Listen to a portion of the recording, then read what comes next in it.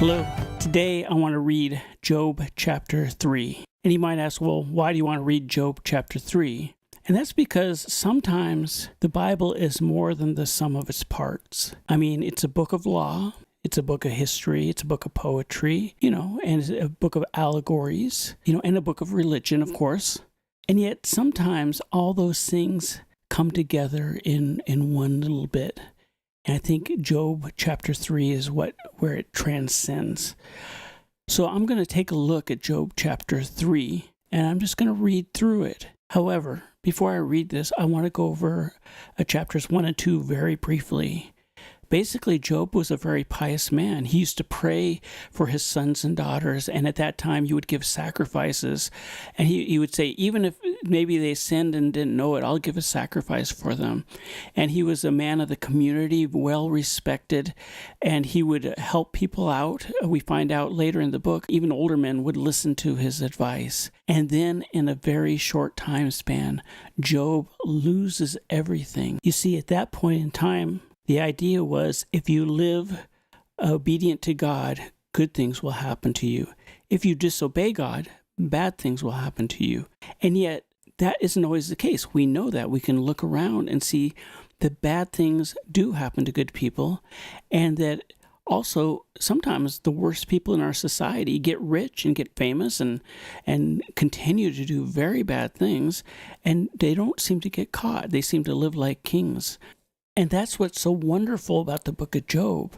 Even today, thousands of years later, and the book of Job was probably one of the earliest books ever written, we are asking the same question. Why do bad things happen to good people? So now put yourself in Job's place. He's a pious man. He prays to God, and everything is taken away from him. He has scabs and scars all over his body. His health's been taken away. He's lost his sons and daughters who he loves. And he was a well-respected man. And it says even the children are now mocking him. And he's sitting in this town dump, basically. And his three friends come to comfort him. And they are so shocked by what they see that the three of them just sit down beside Job. And it says they don't talk for 7 days. They just sit there in silence because they can see what misery their friend Job is in. And then finally, after a long period of time, Job speaks. And these are his words in Job chapter 3. Job says, "May the day of my birth perish, and the night that said, a boy is conceived. That day may it turn to darkness. May God above not care about it. May no light shine on it. May gloom and utter darkness claim it once more. May a cloud settle over it. May blackness overwhelm it. That night may thick darkness seize it. May it not be included among the days of the year, nor be entered into any of the months. May that night be barren. May no shout of joy be heard in it. May those who curse days curse that day, those who are ready to rouse Leviathan. May its morning stars become dark. May it wait for daylight in vain and not see the first rays of dawn. For it did not shut the doors of the womb on me to hide trouble from my eyes. Why did I not perish at birth and die as I came from the womb? Why were there knees to receive me and breasts that I might be nursed? For now I would be lying down in peace. I would be asleep at rest with kings and rulers of the earth who built for themselves places now lying in ruins, with princes who had gold, who filled their houses with silver. Or why was I not hidden away in the ground like a stillborn child? Like an infant who never saw the light of day. There the wicked cease from turmoil, and there the weary are at rest. Captives also enjoy their ease. They no longer hear the slave masters shout. The small and the great are there, and the slaves are freed from their owners. Why is light given to those in misery, and life to the bitter of souls, to those who long for death that does not come, who search for it more than for hidden treasure, who are filled with gladness and rejoice when they reach the grave? Why is life given to a man whose way is hidden, whom God has hedged in? For sighing has become my daily food, my groans pour out like water. What I feared has come upon me. What I dreaded has happened to me.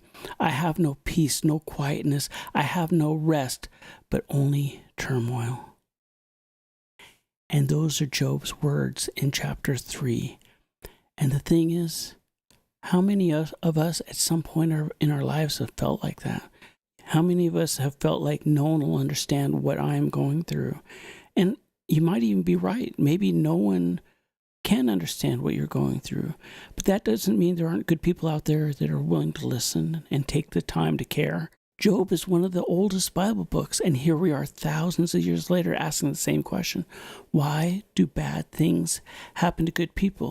And what's interesting is Jesus somewhat answered this when he says, when the storms come, if you've built your house on the rock, the house will stand.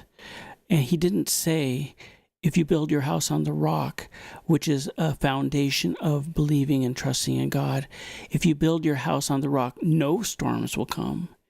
It just says that if you build your house on the rock, that foundation will see you through.